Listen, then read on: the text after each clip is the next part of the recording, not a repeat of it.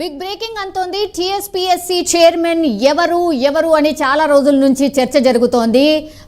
గత 2-3 రోజుల నుంచి కూడా ఒక లీక్ అయితే వచ్చింది. మాజీ డీజీపీ మహేందర్ రెడ్డి పేరును పరిశీలిస్తున్నారు అన్నటువంటి వార్తలు కూడా వచ్చాయి. కానీ ఈరోజు అఫీషియల్గా ప్రభుత్వం డిక్లేర్ చేసింది టీఎస్పీఎస్సీ కొత్త చైర్మన్గా మాజీ డీజీపీ మహేందర్ రెడ్డిని నియమించింది సర్కార్. ఇన్పుట్ ఎడిటర్ సంజయ్ జాయిన్ అవుతున్నారు. సంజయ్, లీక్ అనుకున్నారు, ఇంకా వేరే పేర్లు కూడా పరిశీలనలో ఉన్నాయని అనుకున్నారు, కానీ లాస్ట్కి ఫైనల్ చేసింది మాజీ డీజీపీ మహేందర్ రెడ్డి. ఎందుకని ఇతన్ని చూస్ చేసుకున్నారు? సౌమ్య, మొత్తం మీద తెలంగాణ పబ్లిక్ సర్వీస్ కమిషన్ చైర్మన్గా మాజీ డీజీపీ మహేందర్ రెడ్డికి గవర్నర్ ఆమోద ముద్ర లభించిందని చెప్పుకోవచ్చు. నిన్న సాయంత్రము పొద్దుపోయే కాళ్ళకి రాష్ట్ర ముఖ్యమంత్రి రేవంత్ రెడ్డి అదేవిధంగా డిప్యూటీ సీఎం బట్టి విక్రమార్క ఇద్దరిని గవర్నర్ని కలిసి వీటన్నిటికీ సంబంధించినటువంటి అంశాలపైన కులంకుశంగా చర్చించడం జరిగింది.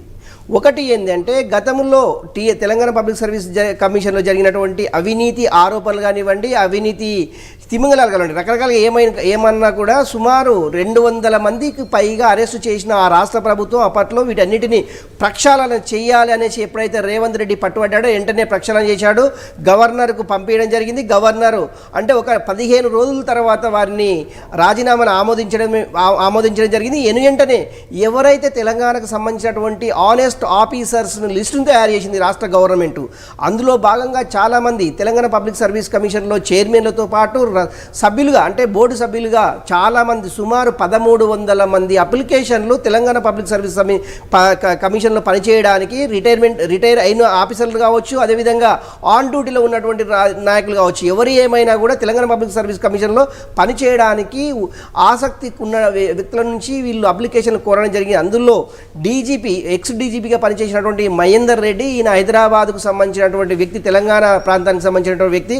ఈయన అంటే మహేందర్ రెడ్డి ఆయన గతంలో ఇంజనీరింగ్ చేసి ఇంజనీరింగ్లో ఆయన కొంతకాలము పనిచేసిన సందర్భం అయితే ఉంది. ఆ తర్వాత ఆయన సివిల్స్కి ప్రిపేర్ అయ్యేసి ఆయన ఐపీఎస్ కొట్టడం జరిగింది. ఐపీఎస్ కొట్టిన తర్వాత మొట్టమొదటి సైబరాబాద్ కమిషనరేట్లో కమిషనర్గా మహేందర్ రెడ్డి నియామకం జరిగింది. అప్పటి నుంచి హైదరాబాద్లోనే ఆయన చాలా కాలము పనిచేయడం జరిగింది. అందులో భాగంగా హైదరాబాద్కు సంబంధించినటువంటి అంశం ఒకటైతే, తెలంగాణ రాష్ట్ర వ్యాప్తంగా ఆయనకు చాలా పట్టుంది. తెలంగాణలో విద్యార్థి సంఘాలతోటి కానివ్వండి, ఉద్యోగ సంఘాలతోటి కానివ్వండి, రాజకీయ నాయకులతో కానివ్వండి, అందరితోటి సత్సంబంధాలు కొనసాగించినటువంటి వ్యక్తి, మృదు స్వభావి అనే కోణంలో రాష్ట్ర ప్రభుత్వము అతన్ని అది రాష్ట్ర ప్రభుత్వం ఫైనల్ అది గవర్నర్ పంపించడం, గవర్నరు పంపించినట్టు అతని పేరు ఫైనల్ చేయడం జరిగింది. ఇది మహేందర్ రెడ్డికి రాష్ట్ర గవర్నర్ ఈరోజు ఆమోద ముద్ర లభించింది. ఇప్పుడు అంటే ఫిబ్రవరిలోనే, అంటే పార్లమెంట్ ఎన్నికలు రాకముందుకే తెలంగాణ పబ్లిక్ సర్వీస్ కమిషన్ ఒక నోటిఫికేషన్ రాబోతుందని చెప్పుకోవచ్చు. ఎందుకంటే రాష్ట్ర వ్యాప్తంగా ఉన్నటువంటి రిటైర్మెంట్ అయినటువంటి ఉద్యోగస్తులు సేమ్ ఉద్యోగంలో ఎవరైతే కొనసాగుతున్నారనేసి లిస్టు తయారైందో వీళ్ళన్నింటి ఇంటికి పంపించేసి కొత్తగా recruitment Telangana public service commission ద్వారా కొత్తగా రిక్రూట్మెంట్ చేయాలనేసి రాష్ట్ర ప్రభుత్వం ముఖ్యమంత్రి రేవంత్ రెడ్డి యోచిస్తున్నట్లు సమాచారం. ఒకటి, తెలంగాణ పబ్లిక్ సర్వీస్ కమిషన్ ద్వారా ఎంతమందిని రిక్రూట్మెంట్ చేయాలి, ఏ డిపార్ట్మెంట్లకు సంబంధించినటువంటి నోటిఫికేషన్ రిలీజ్ చేయాలనేసి కసరత్ అయితే సెక్రటరీలో ఇప్పుడు కొనసాగుతుందని చెప్పుకోవచ్చు.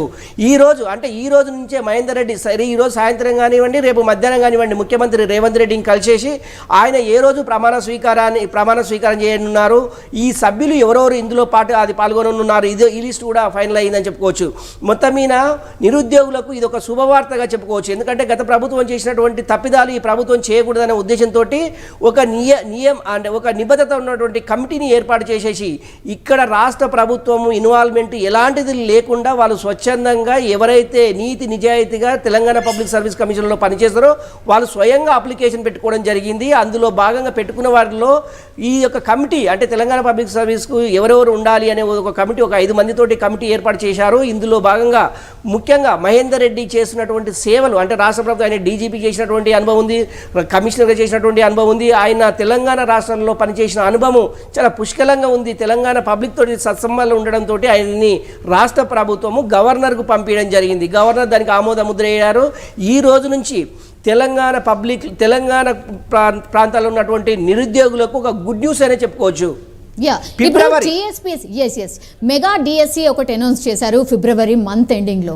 దానికంటే ముందు టీంని ఒక రకంగా తయారు చేసుకోవడానికి కరెక్ట్గా టైం సరిపోతుందా సంజయ్? ఎందుకంటే 50 మంది ఉండాలి పూర్తిగా టీఎస్పీఎస్సీలో, అట్లాంటిది ఒకరిని ఆల్రెడీ చైర్మన్గా సెలెక్ట్ చేశారు కాబట్టి ఇంకా 49 మందిని ఎప్పటి వరకు నియమించే అవకాశం కనిపిస్తోంది? స్వామి, ఒకటి మొత్తము ఈ సభ్యులకు సంబంధించినటువంటి 321 మందికి సంబంధించినటువంటి లిస్ట్ అయితే అలా అప్లికేషన్లు అయితే వచ్చాయి. అందులో 50 మందికి సంబంధించినటువంటి ఇంకా అది వాళ్ళ తన ఆల్రెడీ పేర్లు ఉన్నాయి. అందులో 49 మందిని ఇంకా కూడా రిక్రూట్ చేసుకునే ప్రతిభ ఉంది. అంటే ఒకటి ఎప్పుడైతే గవర్నర్ తమిళసై ఎప్పుడైతే ఆమోద ముద్ర తెలిపిందో ఇది మిగతా కార్యక్రమం ఏదైతే ప్రాసెస్ ఉందో ఆల్రెడీ ప్రభుత్వము ఈ 50 మందికి సంబంధించినటువంటి లిస్ట్ కూడా తయారు చేసేసింది ఈరోజు. కానీ రేపు కానీ ఈ అభ్యర్థుల లిస్టు కూడా ప్రకటించే అవకాశం ఉంది. ఇది ఈ లిస్టుని అది సిఎస్ శాంతకుమారి, అదేవిధంగా న్యాయశాఖకు సంబంధించినటువంటి వీళ్ళన్నిటినీ ఒక క్రోడీకరించేసి వీళ్ళకు ఉన్నటువంటి వ్యక్తిగత సంబంధాలపైన విచారించేసి ఈ యొక్క సభ్యులని నియమించే అవకాశం ఉంది. ఎందుకంటే గతంలో వీళ్ళపైన ఎలాంటి క్రిమినల్ కేసులు కానివ్వండి, గతంలో వీళ్ళకు సర్వీస్కు సంబంధించినటువంటి ఆటంకాలు కానివ్వండి, సర్వీసులో చేసినటువంటి సర్వీస్ డిపార్ట్మెంట్లకు సంబంధించినటువంటి ఎంక్వైరీ కానీ ఇవన్నిటినీ క్రోడీకరించేసి వీటన్నిటిపైన ఎంక్వైరీ జరిగిన తర్వాతనే ఈ 50 మందికి సంబంధించిన నియామక పత్రాలు వెలువడనున్నాయి. ఇదొకటి. రెండవది ఏంటి అంటే already January end of the అయిపోతుంది.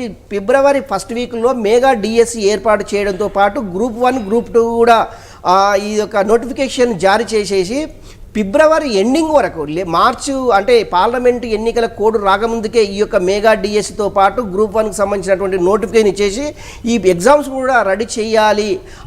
అట్లా చేయడం వల్లనే రాష్ట్ర ప్రభుత్వం అంటే గతంలో ఎన్నికల్లో ఇచ్చినటువంటి హామీలకు సంబంధించినటువంటి 2 లక్షల ఉద్యోగాలకు సంబంధించినటువంటి అంటే 2 లక్షల ఉద్యోగాలు ఒకే దఫా ఇస్తారంటే అది సాధ్యం కాని పని అని చెప్పాలి. ఎందుకంటే అంటే ఈ యొక్క దశల వారీగా డిపార్ట్మెంట్ వైజ్గా ఏ డిపార్ట్మెంట్లో ఎన్ని ఖాళీలు ఉన్నాయి ఆల్రెడీ శాంతకుమారి గారు అంటే తెలంగాణ సీఎస్గా ఉన్నటువంటి శాంతకుమారి రాష్ట్ర ప్రభుత్వానికి అంటే ముఖ్యమంత్రి రేవంత్ రెడ్డికి అయితే ఒక నివేదిక ఇచ్చింది. డిపార్ట్మెంట్ ఓవరాల్గా సుమారు 128,000 మంది అంటే ఖాళీలు ఉన్నాయి. దానికి సంబంధించినటువంటి నోటిఫికేషన్ అయితే రాబోతుంది.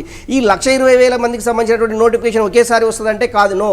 ఇది డిఎస్సి 1 గ్రూప్ 1కు సంబంధించినటువంటి సుమారు 10,000, 15,000, 20,000 అంటే 1 by 1 ఈ యొక్క నోటిఫికేషన్ జారీ చేసేసి రిక్రూట్మెంట్ అంటే నిరుద్యోగులకు ఉద్యోగాలు కల్పించే విధంగా రాష్ట్ర ప్రభుత్వము ముందుకెళ్లడంలో ఈ రోజు ఏర్పాటు చేసినటువంటి టీఎస్పీసీ చైర్మన్ ఉన్నటువంటి మహేందర్ రెడ్డి దీనిపై ఒక కసరత్తు అంటే రేపటి నుంచి మహేందర్ రెడ్డి పూర్తి స్థాయిలో తెలంగాణ పబ్లిక్ సర్వీస్ కమిషనర్గా బాధ్యతలు చేపట్టి నిరుద్యోగులకు సంబంధించినటువంటి సమాచారాన్ని ఎప్పటికప్పుడు రాష్ట్ర ప్రభుత్వానికి వెల్లడించే అవకాశం స్పష్టంగా ఉంది. ఏదేమైనా కూడా ఇది తెలంగాణ నిరుద్యోగులకు ఒక శుభవార్తగా చెప్పుకోవచ్చు. Soumya, yes, all right Sanjay, మొత్తం మీద అది టీఎస్పీఎస్సీ కొత్త చైర్మన్ ఎవరు అన్న సస్పెన్స్ అయితే వీడిపోయింది.